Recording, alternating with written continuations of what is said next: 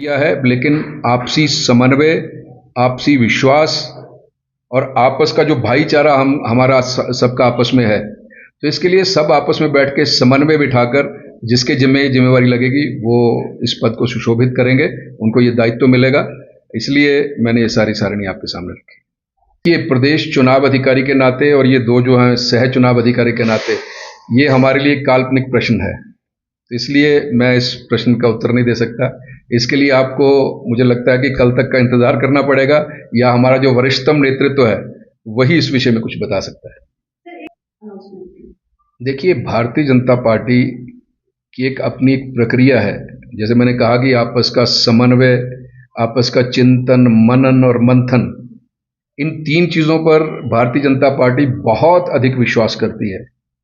आपस का चिंतन, आपस का मनन और आपस का मंथन।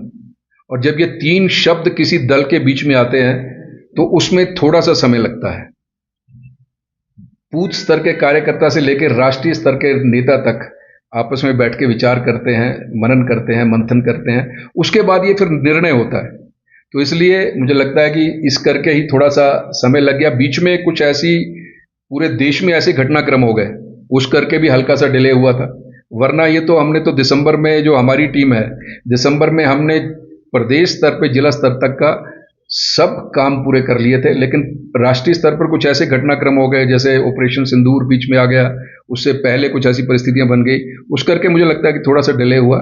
लेकिन अंत भला सो भला, 1 तारीख को हिमाचल प्रदेश को एक कार्यकर्ता अध्यक्ष के रूप में आपके सामने आ जाएगा।